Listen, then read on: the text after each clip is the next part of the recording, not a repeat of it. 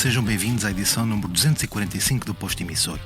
Estamos a 9 de julho de 2025, no estúdio em Passo de Arcos. O meu nome é Paulo André Cecílio e comigo está alguém que toca piano, fala francês e é apelidado de gato pelas fãs. Miquel Carreira, um dos cantores portugueses de maior sucesso deste século. Nascido em Dourdan, França, a 3 de abril de 1986, Miquel acaba de lançar uma canção nova, Beijo, que conta com as colaborações de Anselmo Ralph, Tony Carreira e Toy, e está há um ano de celebrar uma marca bonita, 20 anos de carreira. Miquel, bem-vindo ao podcast da Blitz. Muito obrigado. Olha, grande apresentação. Principalmente a parte do gato. É o que o público diz. Muito bom.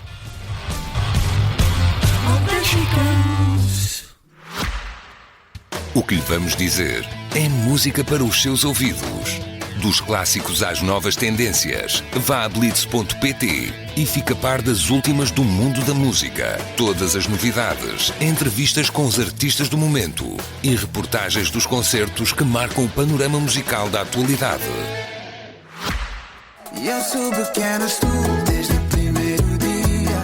Beijo é uma canção na qual, como disse, colaboras com o teu pai, Tony Carreira, mas também com o Anselmo Ralph e o Toy. Como é que surgiu este tema? Olha, surgiu de uma forma muito natural. Eu lembro-me que nós fizemos um camp. Quando eu digo camp é que nos juntamos, tu deves saber, mas é para explicar às pessoas.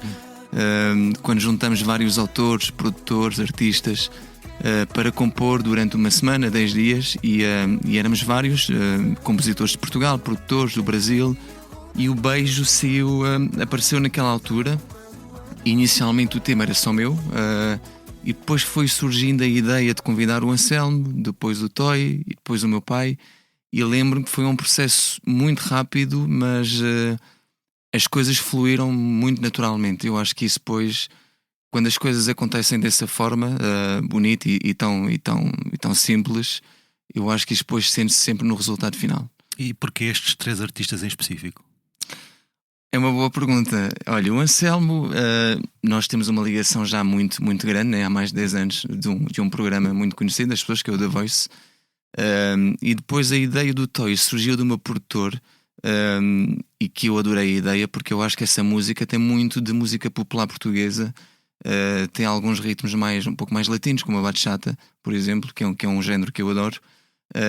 E portanto acho que o Toy fazia todo o sentido, porque é um ícone da música popular portuguesa, e porque eu acho que às vezes eu acho que hoje em dia está melhor em Portugal, mas acho que às vezes há um certo problema em querer fundir os géneros. E eu sempre fui muito fã disso, de repente gravar com o Matias Damasio, que é um ícone da música africana, e depois gravar com o Toy, porque eu admiro o Toy e acho que fazia todo o sentido na música. E o meu pai surgiu mesmo no fim, portanto não estava previsto. Até porque eu costumo brincar com isso, que ele autoconvidou-se, né? Porque ele estava lá no estúdio, eu gravo no estúdio dele, né? Portanto as coisas aconteceram ali, e senti que ele gostava muito da música, e disse: olha, já agora queres entrar? E olha, as coisas aconteceram. E é uma canção mesmo para a época de Santos Populares. Aliás, basta olhar o videoclipe. Sim, sim. Sabes que nós, é engraçado, nós queríamos lançar esta música na altura dos Santos, só que nós não conseguimos, porque tínhamos que gravar o videoclipe, faltava acertar algumas coisas. Eu sou muito metódico nos lançamentos, gosto de ter a certeza que tudo está alinhado e tudo está pronto. Portanto não conseguimos lançar na altura dos Santos, mas olha, acho que mesmo assim está a correr bem. Tu lançaste o teu último álbum, O Instinto, em 2016. Acabarias por fazer uma pausa da música entre 19 e 23, primeiro por teres sido pai, depois da morte trágica da tua irmã, a Sara. Confessaste que houve momentos em que ponderei não voltar à música. O que é que te fez regressar? Onde é que foste buscar a força, a vontade para o fazer? Sim, houve muita coisa que aconteceu, e uma delas principalmente mexeu muito comigo. E acho que foi muita coisa. Imagino, eu vinha de um ritmo tão intenso, de, 28 concertos no mês, a gravação do The Voice, as viagens que eu tinha para o México, Miami naquela altura, que eu gravei o Bailando, foi mais ou menos naquela altura. Portanto foi uma altura muito intensa, muito, muito intensa da minha vida, da minha carreira, e eu próprio senti que quando tu sentes que já não tens a mesma, não vou dizer aqui uma palavra, mas às vezes acho que é importante parares um pouco para voltares com mais força. E sem dúvida alguma que tive o apoio principalmente da família, dos fãs que nunca desistiram de mim. Eu costumo falar sobre isso várias vezes. E portanto acho que foi tudo isso que me deu forças para querer voltar a entrar em estúdio, procurar músicas novas, e fez-me bem. Tu estiveste para lançar um novo álbum no início de 2024. Sim. Em que ponto é que ele está? Está quase a acabar. Não, este disco tem que ser, né? Acho que está mais do que na hora. Apesar de nós termos lançado já muitas músicas deste novo trabalho, como o Caladinho, o Pelos Cantos do Mundo, o Se Não Houvesse Amor, agora o Mais Chéri, ou mais recentemente o Beijo. Mas sim, o plano é lançar no final do ano. Eu já não dou datas para não correr esse risco, mas é sair este ano. Acho que faz todo o sentido, porque os 20 anos estão aqui a chegar, vai ser no próximo ano.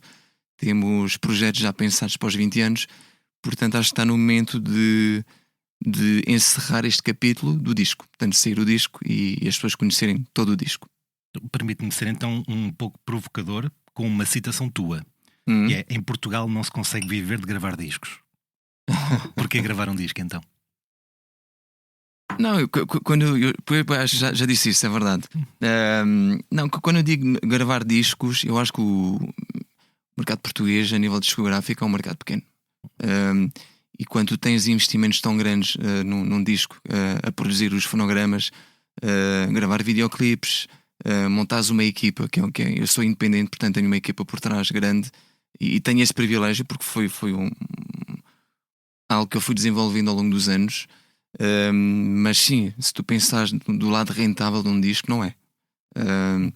Mas num mercado tão pequeno como Portugal, e tendo em conta essa questão da rentabilidade, um artista português terá de começar a pensar a sua estratégia comercial lançando singles apenas no YouTube e no Spotify? Ou ainda vale mesmo a pena fazer discos?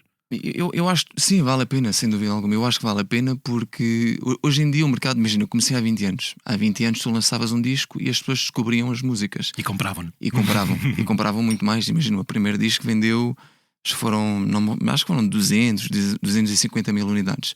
Hoje em dia é impensável, já não existe. E portanto, neste novo trabalho optei por lançar as músicas uma a uma, no Spotify, no YouTube, porque eu acho que os tempos também mudaram e quis fazer de outra forma. Mas sim, respondendo à tua pergunta, eu acho que um disco faz todo o sentido, porque é um trabalho, é um marco na tua carreira. Não lancei muitos discos assim tantos ao longo destes 20 anos, porque eu acho que são fases da vida e antigamente se calhar lançava-se um disco de ano a ano ou de 2 em 2 anos. Mas eu acho que não há uma regra, portanto é quando tu sentes que é o momento certo e lanças. No fundo, o mercado atual é o mesmo mercado do início do vinil. Não se lançavam álbuns, não se lançavam LPs, lançavam singles. Sim, verdade. E as coisas vão mudando, mas acho que a tua análise está correta. Acho que tudo vai batendo sempre ao mesmo ponto. E acho que o grande desafio, principalmente para um artista, que é o meu caso, já está aqui há uns anos, é tentares realmente reinventar-te sem perderes a tua essência, que é algo que eu faço. Tenho muito esse cuidado com tudo aquilo que surge agora, com o TikTok, com essas coisas todas. Mas eu acho que também não podes parar no tempo. Portanto, daí há muitas ideias minhas, mas também há uma grande equipa que me acompanha.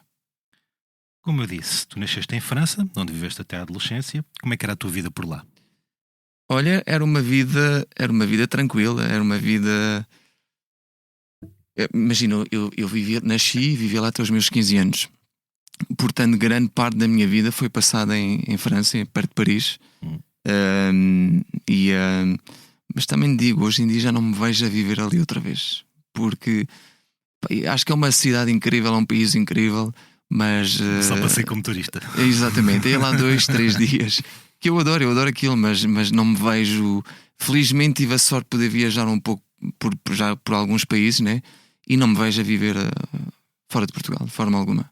Tu, em criança, tinhas consciência do trabalho que o teu pai fazia? Em criança tinha, quer dizer, mais ou menos. Sabes que eu durante uns anos eu sofri um pouco com isso. E já falei sobre isso, de não entender as ausências. Quando ele passava, sei lá, 6 meses fora de casa e vinha de vez em quando, para um puto tão novo, né? Às vezes tens alguma dificuldade em entender. É sempre complicado. Mas é engraçado que eu hoje em dia está-me a acontecer a mesma coisa com os meus filhos. Por exemplo, a minha filha outro dia dizia: pai, porquê é que tu trabalhas tanto? Quando é que tu vens cá a casa com mais tempo? E portanto há momentos que tu tens que tentar gerir da melhor forma. A tua estreia, propriamente dita em palco, aconteceu enquanto tinhas 15 anos e logo no Olímpia, uma das salas mais icónicas de Paris, num concerto do teu pai. Do que mais te recordas desse momento? O que eu mais me recordo foi o meu irmão que tocou muito mal pandeireta, que fez questão de tocar qualquer coisa, só que ele não tocava nada. E não, recordo-me, foi um momento bonito. Eu acho que o Olympia é um marco, né? É uma sala mítica, e principalmente para um português, que é o caso do meu pai, de repente poder dar o seu próprio concerto em Paris, naquela sala, e eu poder fazer parte daquilo de alguma forma, né? Muito pouco, né? Porque falar tocar guitarra, mas lembro-me que na altura tinha 15 anos e aquele marcou-me bastante. Estavas nervoso antes de subir ao palco? Estava, mas acho que ainda hoje fico. Não há um concerto mais tranquilo, evidentemente, mas há sempre o nervosismo. Antes desse concerto no Olímpia, tu deste um concerto na tua escola, aos 12 anos, numa peça onde, cito, toquei piano e toquei bué mal. Que peça é que foi esta?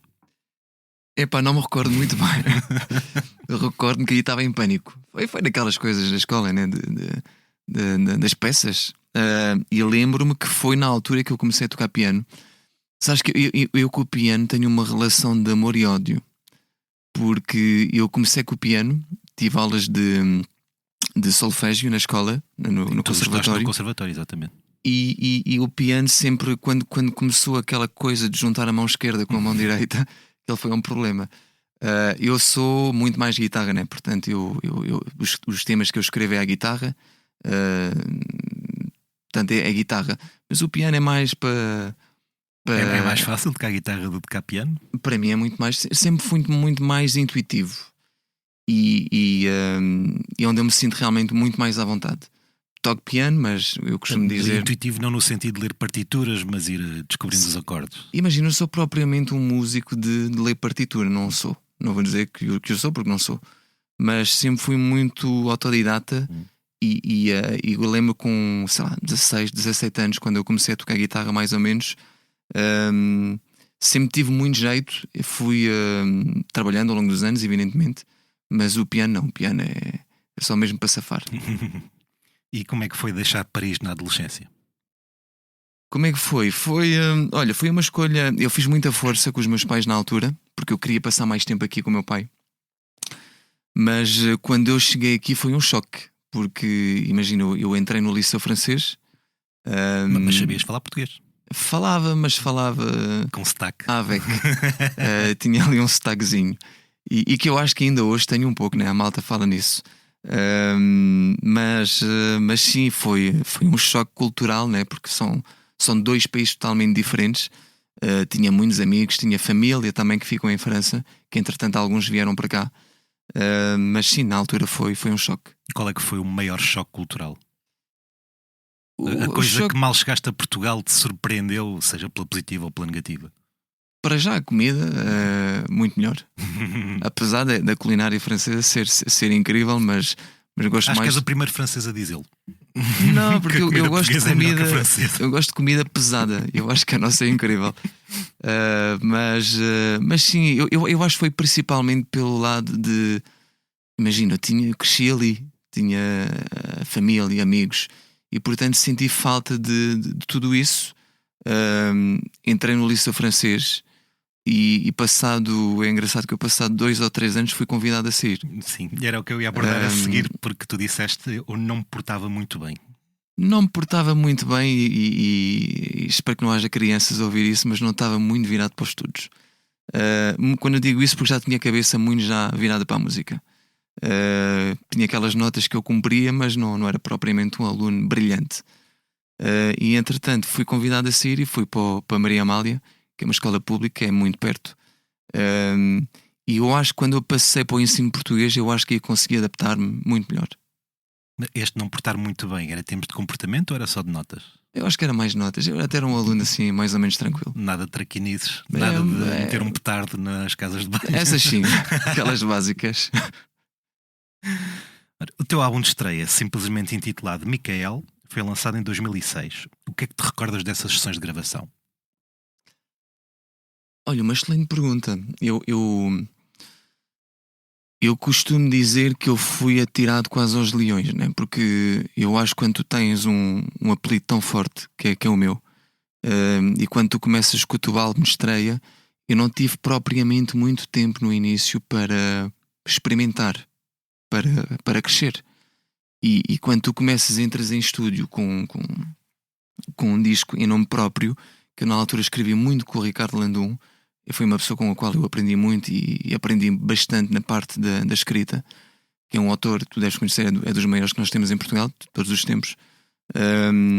Portanto isso fui crescendo dia após dia. Mas lembro-me que foi uma grande pressão no início. Porque felizmente as coisas correram muito bem logo de início, as coisas aconteceram, mas foi uma aprendizagem de dia a dia. O que é que ias aprendendo no dia a dia? Qual é a maior lição que retiraste Imagina, dessas sessões? Eu não tinha muita experiência em estúdio. Uma coisa é cantares à guitarra, outra coisa é cantares atrás do microfone, ganhares essa experiência, perceber como é que funciona o processo em estúdio, como é que entre escreveres uma música, o que é que falta limar nas letras, principalmente a nível de produções. E portanto fui aprendendo tudo isso no momento, porque não tinha essa experiência. Imagina, vou dar o exemplo do meu pai. O meu pai teve muitos anos na sombra, onde ele teve esse tempo realmente para crescer e aprender. E no meu caso foi logo tudo na hora. E alguma vez pensaste em responder artisticamente apenas pelo nome Micael? Pensei, sabes que a minha primeira editora Vidisco, na altura eu falei sobre isso com eles. E eles disseram: "Epá, eu percebo o teu ponto de vista, mas toda a gente vai saber amanhã que és o filho do Tony Carreira, portanto assume o teu apelido." E como é óbvio, faz todo o sentido, né? Porque sou filho dele, sou filho do meu pai, e acho que fazia todo o sentido. Nunca sentiste que o apelido Carreira poderia ser um peso, entre aspas? Não, eu senti e é, sem dúvida alguma. Eu sou suspeito a falar, mas é sem dúvida alguma dos artistas mais importantes da música portuguesa de sempre. E para um puto de 20 anos está a começar, realmente tu sentes uma pressão enorme. Tu sentes Até realmente. porque normalmente os putos de 20 anos o que mais querem é afastar-se dos pais. Sim, evidentemente que há esse lado rebelde de dizer: "Epá, vou-me lançar em nome próprio e vou vingar por mim", e tudo isso. E havia um bocadinho esse espírito. Mas não, porque esconder? É o meu apelido. Portanto, acho que realmente foi a escolha certa naquela altura. E achas que os teus próprios filhos também vão sentir esse peso? Eu sinto muito honesto, eu espero que eles tomem outra decisão e que eles escolham outra profissão, né? Porque já são muitos cantores na família e... Em relação pelo menos à tua filha já lá iremos. Não, ela gosta. Não, e vamos ver. Agora acho que sim, vai ser, não vai ser fácil. E a nível artístico, há alguma competição entre pais e filhos? Alguma picardia mais saudável? Sim, de vez em quando aquelas brincadeiras, né? Porque nós, ao fim e ao cabo, nós estamos sempre juntos. Uma vez temos os escritórios, eu estou no mesmo escritório do que o meu irmão, e o meu pai tem o dele mesmo do lado. E depois acabamos por estar em estúdio, em casa, constante, uns com os outros, né? na vida.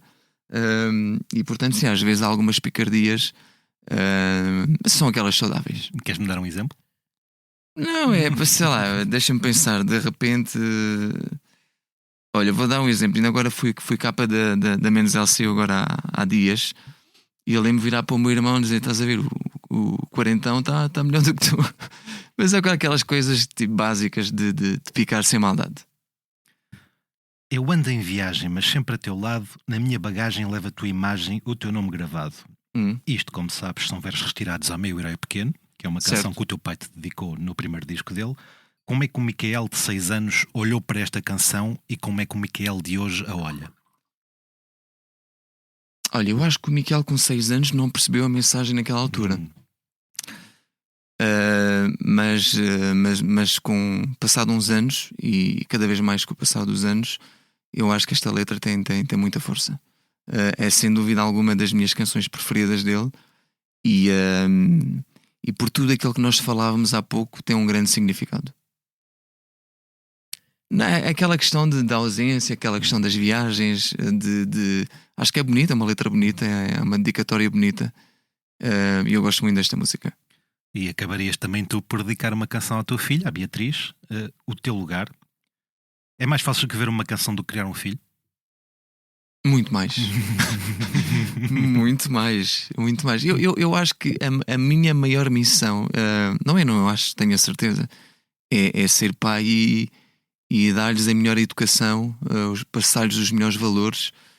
E não é fácil. Educar um filho é um trabalho, é uma aventura. E qual é que é a maior dificuldade que tens tido, para além da ausência devido ao teu trabalho, devido às questões da agenda? Não, chamar a atenção quando tens que chamar, quando tu sentes que há coisas que não estão tão bem. Depois a questão do tempo, de gerires o teu tempo, que é com tudo a acontecer, que ultimamente é uma loucura. Eu não tenho parado, felizmente, mas encontrares esse equilíbrio para gerir o lado profissional, o lado pessoal. E aquilo que eu te dizia, nós temos pais incríveis que nos passaram os melhores valores. E é aquilo que eu e a Laura fazemos com os nossos filhos. E o Gabriel também vai ter direito à canção? Eu acho que ele daqui a uns anos vai cobrar. Não, sim, acho que não há uma obrigação, não há. Claro, não estou a dizer isto como claro. se fosse uma obrigação. Claro. Não, eu sei, mas vamos ver. Provável que sim, vamos ver. Já que escrever uma canção é mais fácil que criar um filho? É muito mais fácil. Não tu tens filhos ou não? Não. Então não faças isso. É aquilo que eu digo aos meus amigos: não faças isso. Não, mas é maravilhoso, mas é trabalho. Qual é que é a melhor coisa de ser pai? A melhor coisa de ser pai é. Há muita coisa, sei lá, quando tu. Sei lá, outro dia a minha filha, estavas a falar do teu lugar, nós estávamos em casa, lá em casa, na sala, e começou a passar a música, porque ela quis pôr no YouTube O Teu Lugar, que é a música que eu lhe dediquei. E de repente ela começar a ficar emocionada e agarrar-se a mim e abraçar-me. Portanto, isto arrepia todo, né? Isso é fofinho. É fofinho. Mas esse tipo de abraços e beijinhos, coisas tão simples que de repente podes ter um dia mau, as coisas não estão a correr tão bem e de repente viras super-homem. Portanto, aquilo que tu dizes aos teus amigos na verdade não é correto. Não, é a primeira reação, estás a ver? Mas é incrível, obviamente que eu recomendo. E a Beatriz, lá está, também já disse que quer ser cantora. Sim. Era inevitável. Sabes que a Beatriz é uma criança muito sensível e ela tem um lado artístico muito, muito forte. Ela gosta. São coisas que já falei com a Laura. Por exemplo, ela gosta de cantar, gosta de. Por exemplo, outro dia um concerto no Seixal e ela quis entrar em cima do palco. Ela disse: pai, chama-me. E eu chamei e ela entrou mais 2 vezes. No final do concerto estava com o microfone e nem me apercebi. Ela roubou-me o microfone e saiu-me com o microfone. E eu fiquei tipo. Portanto, coragem tem. Não, sim, ela gosta disso, gosta dos aplausos, sentir as pessoas, ver as pessoas. E é engraçado porque eu sentia isso há muitos anos quando eu queria acompanhar o meu pai na estrada. Eu lembro, tipo, mesmo quando nós estávamos em França, eu pedia-lhe sempre a passar uma semana com ele na estrada para viver aquilo. E sinto que está a acontecer exatamente o mesmo com a Beatriz. Portanto, eu brincava com isso, mas no final do dia ela tem que ser feliz. E se for na música, vai ser na música. Se for como médica, se for seja aquilo que for. Eu, enquanto pai, estarei sempre aqui a apoiar as decisões. Voltando ao Micael, artista, tu em 2011 estiveste em Miami a trabalhar com o Rudy Pérez e o Julio Reis Copelo, músicos e produtores que têm no currículo projetos com artistas como a Beyoncé, como a Jennifer Lopez, a Cristina Aguilera, Ricky Martin. O que é que mais aprendeste com eles? Eu aprendi muita coisa. Sabes que essa fase de Miami foi uma fase. Tu falavas do lado da produção, do lado do estúdio. Foi provavelmente a fase onde eu cresci mais. Porque, imagina, naquela altura em Portugal, na música pop, não havia muitos grandes produtores. Era uma lacuna que nós tínhamos. Hoje em dia já não existe. Felizmente temos produtores incríveis. Mas naquela altura senti necessidade de ir para fora. Não era ir para fora só por ir. Gravei em Miami e aquele show-off e nada disso. É simplesmente porque eu conhecia um produtor que produziu para artistas que eu admiro imenso, como o Luís Miguel, como o Luís Fonsi, o Henrique Iglesias, Marc Anthony e por aí fora. E surgiu aquela oportunidade disso acontecer e lembro que cresci muito. Foi naquela altura que eu gravei o Porque Ainda Te Amo, que se tornou um dos meus maiores sucessos até hoje. E foram meses onde eu aprendi coisas que eu não conhecia.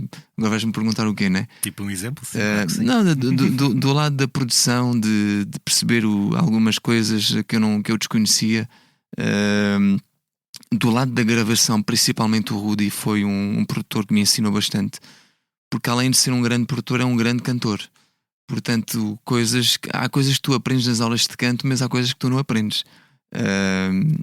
Principalmente na questão do feeling, na questão de interpretar. O conservatório é uma coisa e o estúdio é outra completamente diferente. Eu acho que sim. É a mesma coisa do que estar numa escola e a escola da vida. São coisas totalmente diferentes. E aprendi muito naquela altura. Que histórias é que guardas desse período nos Estados Unidos que não tenham necessariamente a ver com o período em estúdio? Eras reconhecido na rua, por exemplo? Não. Podia passar um português ou outro, mas andava tranquilo. Ninguém me conhecia, né? Mas sim, imagina, foi uma altura muito feliz da minha vida. Foi uma altura também que me trouxe alguns contactos. Nesse sentido, acho que foi importante. Quando eu começo a trabalhar quando conheço o December Bueno, que é o autor do Bailando, quando eu começo o próprio Julio Copelho, que é um produtor incrível. Eu acho que nunca teria gravado com o Henrique Iglesias se eu não teria feito estes contactos naquela altura. Foi importante nesse sentido. Como é que era a tua vida diária nos Estados Unidos? Era uma vida tranquila, era estúdio, ficava no hotel, de vez em quando passeava um bocadinho, aproveitava um bocadinho, né? Faz parte, principalmente Miami. É uma cidade incrível. Naquela altura eu acho que tinha 23, 24. Portanto, hoje é uma idade totalmente diferente daquela que eu tenho hoje. E sim, foi uma altura feliz. O que é que um jovem de 23 anos aprecia mais em Miami? Sei lá, as saídas à noite, é engraçado, né? Jantar fora, almoçar fora, conhecer pessoas novas. Foi bom. 2 anos depois, estiveste a trabalhar num álbum em castelhano. Tiveste uma canção tua na banda sonora de uma telenovela mexicana, colaboraste com o Henrique Iglesias numa versão da Bailando. Foi neste período em que mais sentiste que a internacionalização estava a um pequeno passo? Sim, foi. Eu acho que para um artista português, eu acho que nós falámos sobre o nosso mercado. Continua a ser um mercado comparativamente com outros mercados, um mercado menor. E de repente teres essa oportunidade de trabalhar com produtores, conhecer artistas novos, artistas que tu admiras imenso. Entretanto surgiu o contrato também com o Warner Latin. Portanto foi muita coisa ali a acontecer e senti realmente que as coisas podiam acontecer a partir dali. Mas como eu digo, eu acho que são fases. Eu neste momento, e é engraçado fazeres essa pergunta porque falava sobre isso há pouco tempo com os amigos, de se neste momento eu tinha vontade se calhar de experimentar fazer qualquer coisa lá fora. Não tenho. Sim, tu numa entrevista recente disseste que cada vez mais o meu mercado é Portugal. Eu ia te perguntar 100%. precisamente se a internacionalização ficou posta de parte. Para mim ficou mesmo. Eu acho que tem a ver com muita coisa. Tem a ver com, se calhar, com a idade. Estou a chegar aos 40, que vai ser já no próximo ano. Os 20 anos de carreira que vão acontecer já no próximo ano. E principalmente porque sinto-me tão bem aqui. As coisas têm corrido tão bem ao longo desses anos. Sou muito agradecido a todas as pessoas, aos portugueses que têm apoiado a minha música ao longo dos anos. E já não tenho essa ambição, essa força de querer dizer, epá, vou lá para fora. Não. Com 20 anos de carreira já não precisas provar nada. Há muita coisa, eu acho, por fazer e por provar ainda. Eu acho que obviamente que há. Eu acredito que haja ainda muita coisa. Mas sim, hoje em dia já não tenho aquela coisa de dizer, pá, vou lançar um disco no México e essas coisas em França. Não, já não tenho essa vontade. E para onde é que olhas agora então? Quando a questão é futuro, para onde é que tu olhas? O que é que te falta ainda fazer? Olha, falta-me lançar este novo disco, que acho que vai ser uma marca importante antes dos 20 anos, sem dúvida alguma. E vou dar um exemplo. Por exemplo, nós lançamos o Beijo há dias e estou a sentir um feedback tão bom, incrível. Nós entramos, eu agora vou-te falar em números, mas são coisas que alimentam o ego, né? De repente entrar em primeiro lugar no YouTube, entrar no top Spotify e principalmente, mais do que os números, sentir um feedback na rua tão genuíno, tão bom por parte das pessoas em relação a esta música. Portanto, dá-me vontade de lançar este novo disco, dá-me vontade de fazer mais ainda aqui em Portugal. Nós temos os 20 anos que vão ser no próximo ano, onde vamos ter uma grande sala também para comemorar essa data.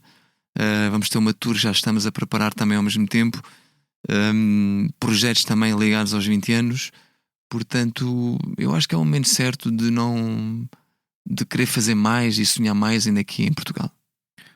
Voltando só momentaneamente à questão da internacionalização, a aposta no mercado francês cantando em francês nunca foi hipótese? Porque tu precisas a música de lá, Charles Aznavour, Edith Piaf, Michel Sardou, há muitos artistas. Eu nunca surgiu essa vontade de... Se calhar surgiu o convite várias vezes, mas nunca tive essa coisa de querer cantar em francês, por mais estranho que pareça, né? Porque é a tua primeira língua. É a primeira língua e se calhar fazia todo o sentido, principalmente porque há uma comunidade enorme em França de portugueses.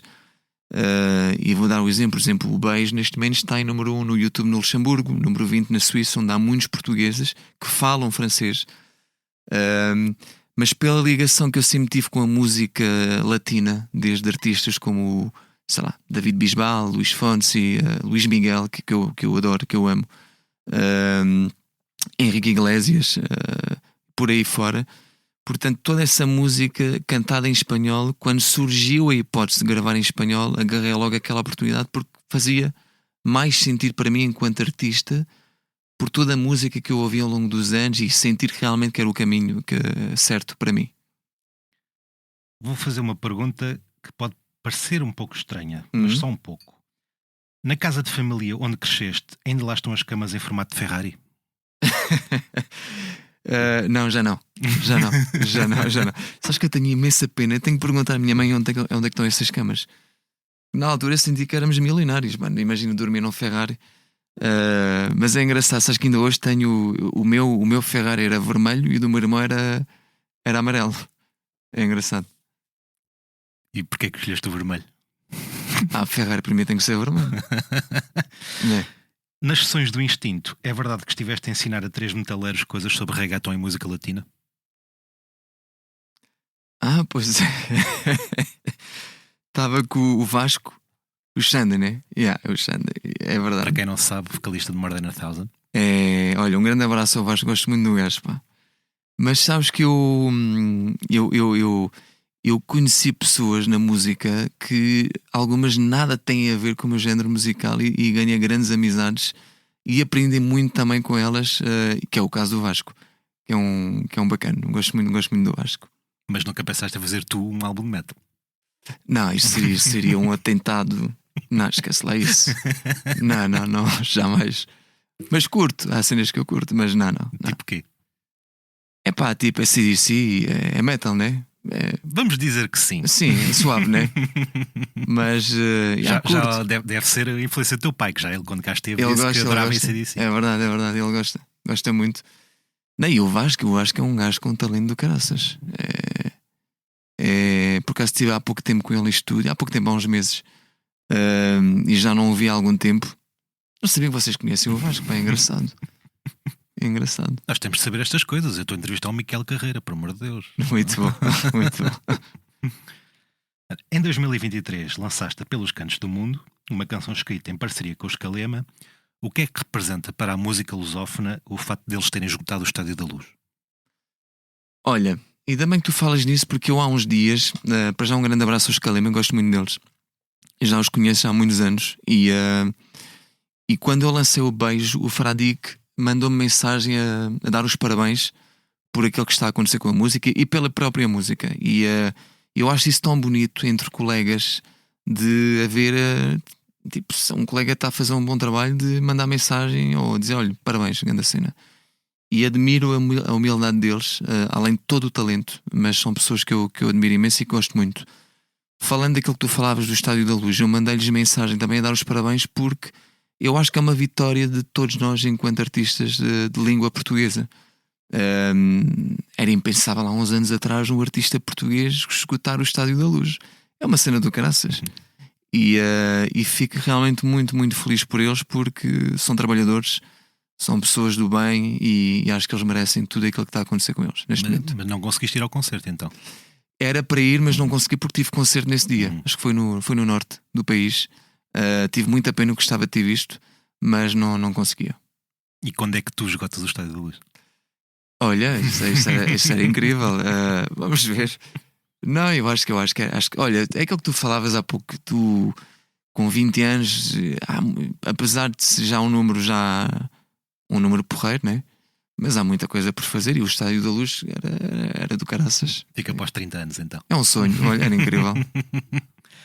Já falámos aqui do The Voice. Tu, de 2014 a 2018, foste um dos mentores no programa. O que é que tu retiraste desta experiência? Olha, o The Voice foi para mim uma grande escola, e onde eu ganhei muitos amigos, desde mentores, desde produção, já estou neste programa há mais de 10 anos. Portanto, aprendi muito ali, e depois é um formato, é um programa que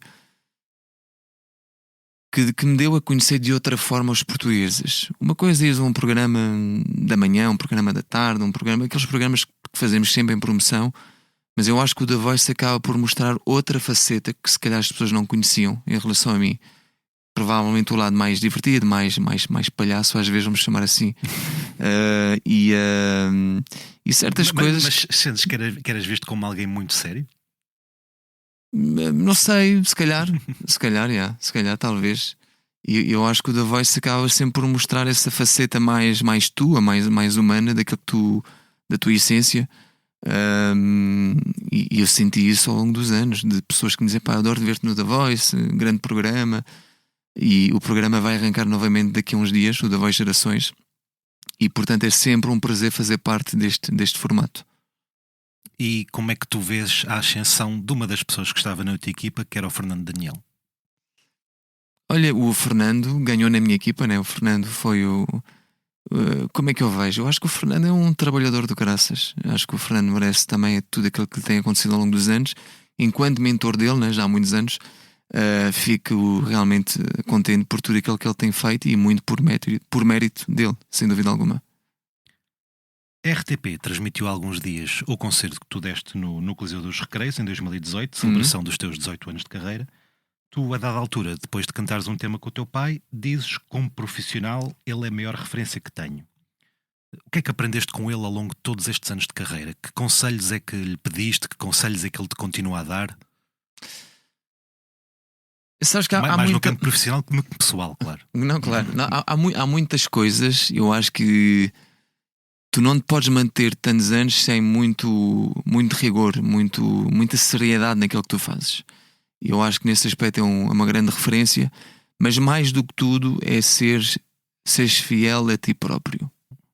E nós falámos sobre isso no início da entrevista. Eu acho que com o passar dos anos há coisas que vão surgindo, modas, novas plataformas, e às vezes é muito fácil se calhar cair numa cena ridícula e perderes pelo meio enquanto artista. Portanto, acho que é muito importante seres fiel a ti próprio. E eu acho que nesse aspecto a maior lição que eu aprendi com o meu pai foi precisamente essa. Manter a tua própria identidade e ignorando... Seres verdadeiro e manteres-te fiel a ti próprio. Se há coisa para a qual não tenho paciência é a falta de humildade, disseste tu. Sim, cada vez mais. Não se pode ter sucesso sem ser humilde? Pode-se. Mas não é a ter. mesma coisa. Eu acho que não é a mesma coisa. Eu acho que... Sabes que eu acho que esta vida passa num instante. Eu acho que esta profissão é hoje estás lá em cima, amanhã já não estás, e depois voltas a estar. E acho que é muito isso. E eu acho que é importante não... Nenhum artista está nos píncaros durante anos e anos até ao fim. Em bom português não tens merdas. é isso. Mas vais desculpa lá a expressão, mas é mesmo isso. É o que eu acho. É tipo... Não vale a pena uma bela levar... expressão. Não. É aquilo que nós falámos de... Epá, imagina, os meus maiores amigos são fora da música. São daqueles que eu já me conhecem há muitos anos. Há alguns que eu fui conhecendo fora desta profissão, e também tenho amigos incríveis na música. Mas eu acho que Acho que às vezes é uma profissão, às vezes assim um pouco. Há pessoas boas, há pessoas que não são tão boas. E é isso. Nesta indústria já te cruzaste com alguém cuja falta de humildade tenha Já deixado tive algumas pior-se? desilusões, sim. Como Não vou por dizer exemplo? quem, não vou dizer. Mas sem dizer nomes, o que é que se passou exatamente? É pá, coisas que tens uma imagem daquela pessoa e depois a conheceres dizes assim, é pá, afinal, acho que vou deixar de ouvir a música. É como o velho ditado, nunca conheças os teus heróis? É parecido, é parecido, é parecido. Não aconteceu muitas vezes, mas já aconteceu. Já aconteceu. Mas acho que há uma diferença entre ser humilde e falsa humildade. São Ok. coisas muito diferentes. Em que medida? De pessoas que fazem são pessoas muito humildes, muito simpáticas e no final não são. Eu acho que há uma grande diferença. Um artista tem de ser meio maluco para subir a um palco. Já disseste que ainda ficas nervoso antes dos concertos? Tens algum ritual, alguma superstição antes de entrar em palco? Usar sempre a mesma meia do lado esquerdo? Não, olha, eu tenho alguns, não muitos. Eu acho que é estar tranquilo no camarim antes do concerto começar, 1h30 antes do concerto. É o ritual, que é chegar sempre no camarim, ter as minhas coisas, preparar as minhas coisas e estar tranquilo e concentrar-me. Geralmente, nesse momento, são poucas as pessoas que estão comigo no camarim, porque são pessoas que não quero ali muita coisa acontecer, entradas e saídas no camarim. Portanto, isso sim, para mim é importante. E depois, antes de entrar em palco, é benzer-me sempre. Sempre foi. As pessoas não vão ver aqui, mas é benzer-me 3 vezes e Como um jogador de futebol antes de entrar em campo. Sim. E basicamente é isso. Não há muito mais. Não pinto o camarim de azul ou amarelo, essas coisas. Uma pessoa que entra no teu camarim, o que é que vê? O que é que costumas ter no teu radar técnico? Pouca coisa, principalmente que agora estou a fazer dieta, portanto, muito pouca coisa. Desde que eu comecei agora o processo da Menezes, portanto, é fruta, gelatinas, iogurtes gregos. Já estou aqui a fazer publicidade, mas nada de álcool, nada disso, água. E qual é que foi a maior maluqueira que já fizeste antes ou depois de um concerto? A maior maluqueira.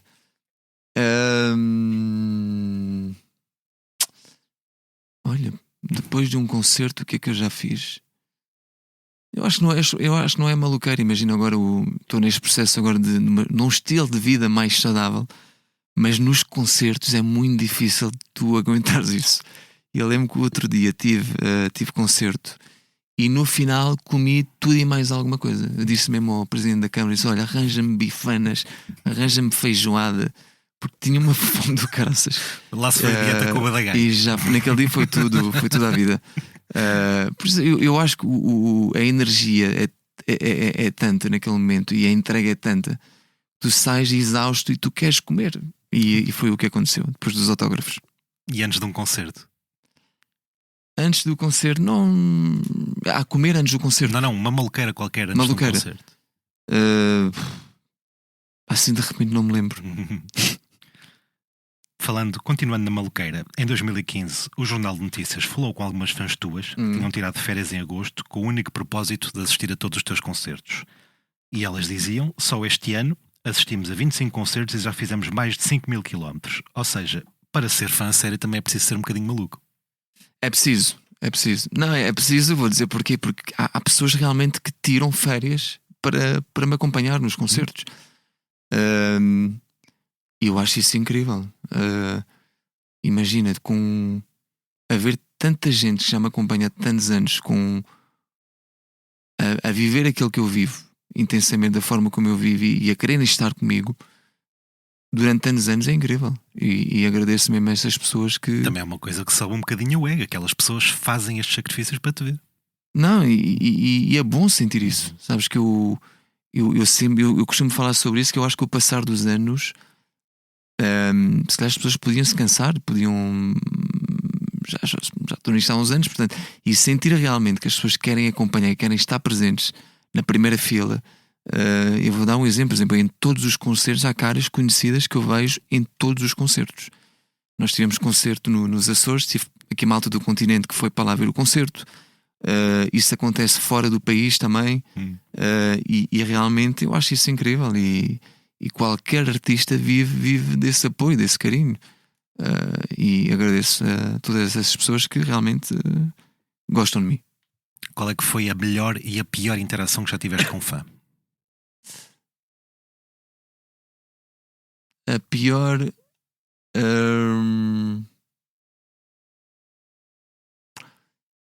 Sei lá, há uns anos tive uma pessoa que me esperou à porta de casa. E isso para mim, imagina, é o meu lugar sagrado. Um bocado assustador. Sim, bocado na favor. altura. E foi assim horas fora do normal. Bom, não fiquei muito contente com isso. Mas eu acho que as pessoas são tão respeitadoras. Eu acho que nós, o público sentes que de português. forma geral são respeitadoras. Sim. Imagina num restaurante acontece frequentemente da malta pedir fotos ou autógrafos, mas eu acho que nós vivemos disso. Eu acho que o Manuel Luís Gosta falava sobre isso há uns tempos. Nós falávamos sobre isso de no dia em que qualquer um de nós estiver desconfortável com isso, o melhor é mudar de profissão. Porque nós trabalhamos vivemos para isso, vivemos com pessoas, com o apoio das pessoas. Portanto, se te sentires desconfortável com isso, acho que o melhor é dedicar-te à pesca. O Toy, quando cá esteve, disse precisamente o mesmo, mas também disse que para lhe pedirem sempre antes de tirar uma fotografia para não fazerem de conta que ele é um animal no zoo. Sim, como é óbvio. Imagina, se eu estiver num restaurante e ver uma pessoa ao longe a tirar fotografias, também não vou gostar. Porque posso estar a comer uma perna de frango e não apetece aparecer na fotografia assim. Estás a perceber? É mais por aí. Agora, evidentemente, e juro que é verdade, já me aconteceu estar sentado à mesa com amigos ou com malta que trabalha comigo e a pessoa chegar e pedir uma foto e nunca ninguém uma foto. E posso estar, evidentemente, acho que não é o momento mais adequado. Ou já me aconteceu dizer, pá, deixa-me só acabar de comer e entretanto vamos tirar a fotografia.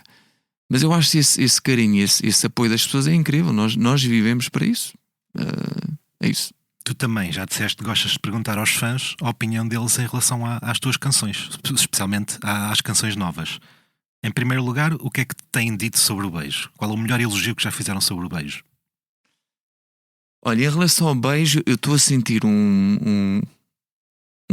aquilo que eu dizia, uma opinião tão genuína, reações tão genuínas, que vai para além dos números, que são incríveis, mas esquecendo os números, sinto realmente que já não senti isso com uma música minha já há algum tempo.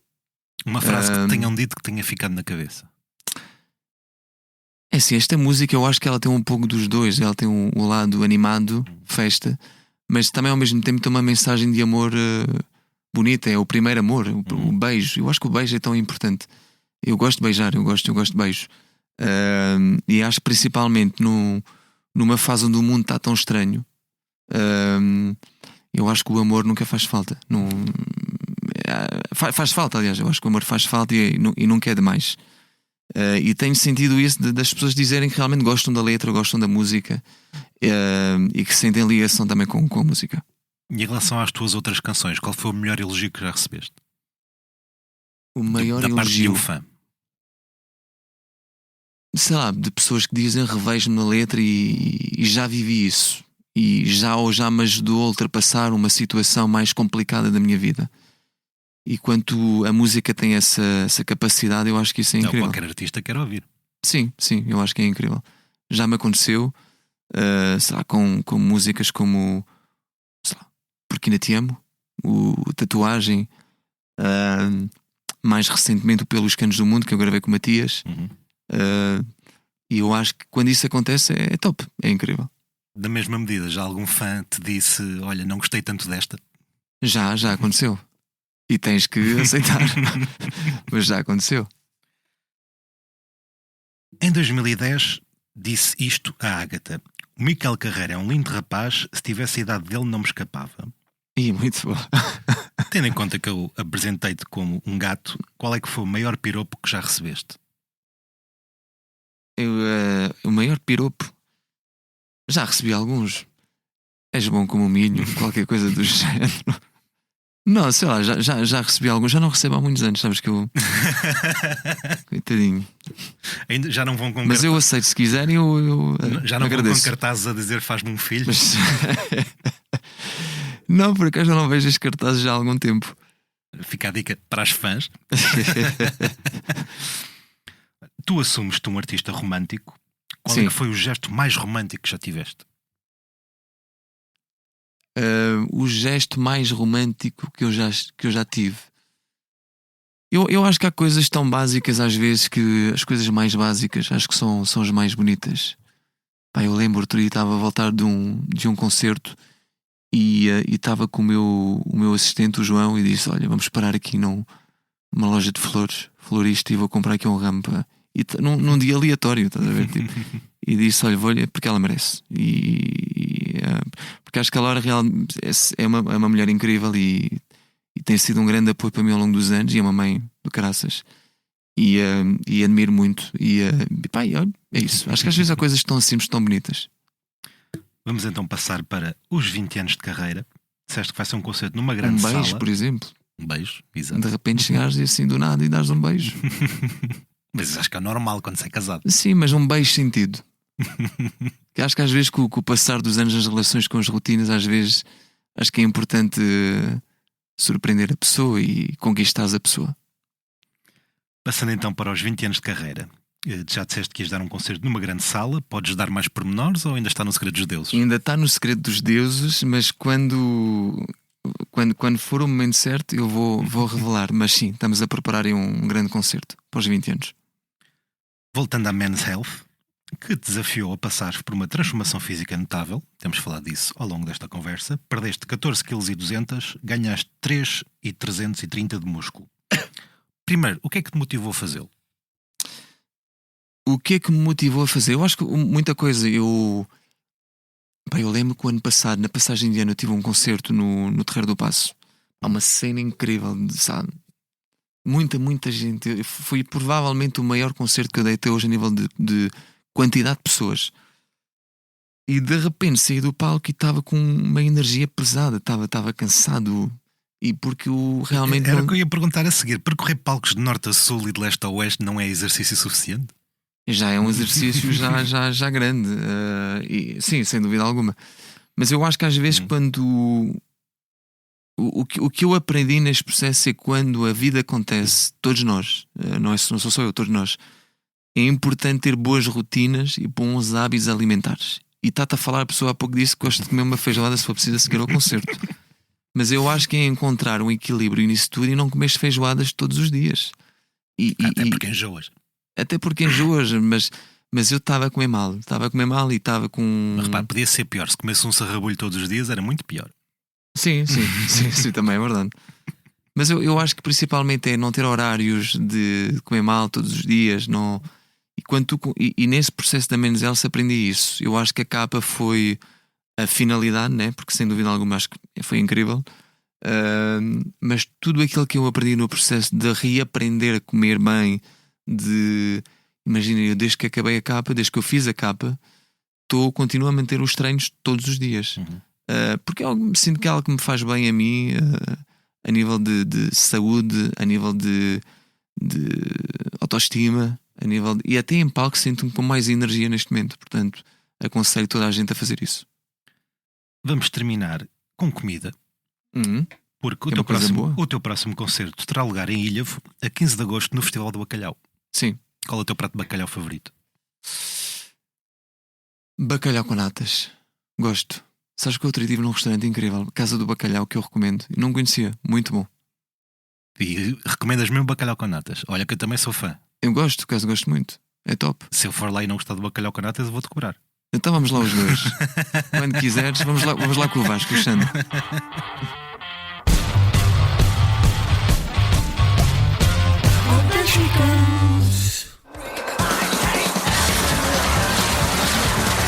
Arranca esta quinta-feira, 10 de julho, uma nova edição do Festival Nós Alive, que volta a realizar-se no Passeio Marítimo de Algés. Este ano, os principais destaques do cartaz são a cantora norte-americana Olivia Rodrigo, que regressa desta forma a Portugal depois de 2 noites escutadas na Mel Arena em 2024, o também norte-americano Anima, os britânicos Muse e os Nine Inch Nails. St. Vincent, Future Islands, Foster the People, Bright Eyes ou Justice são outros dos artistas que passaram pelo evento, que este ano assistirá a um aumento no palco Heineken e nos ecrãs laterais de palco, no palco Nós. Os bilhetes para o primeiro dia 10 de julho, em que atua Olivia Rodrigo, já estão esgotados, bem como os passos 2 dias, envolvendo o dia 10 e os passos 3 dias.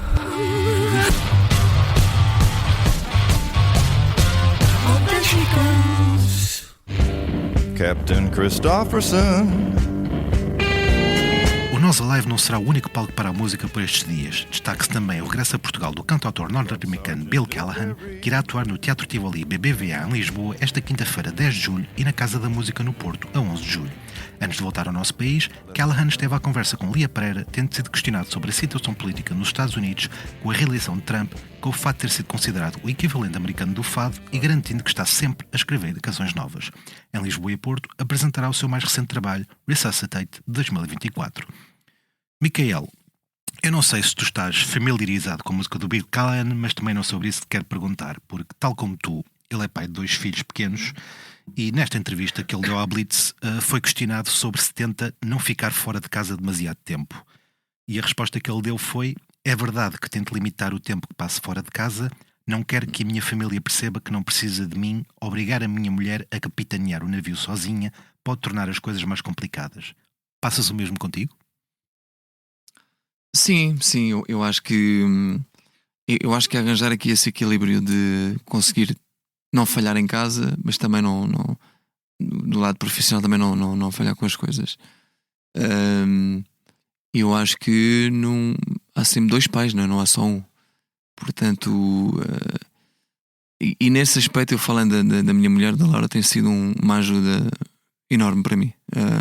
Sabe, quando estou fora em concertos ou em estúdio, ela tem sido uma grande ajuda para mim.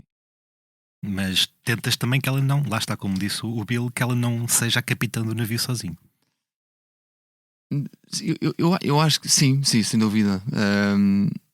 Mas eu acho que quem manda sempre em casa é sempre a mulher. Acho que esse é o primeiro ponto. É importante entender isso. Pelo menos eu tenho essa noção.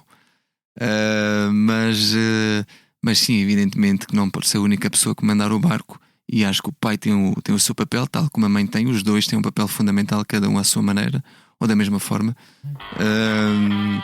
Mas eu acho que mãe é mãe.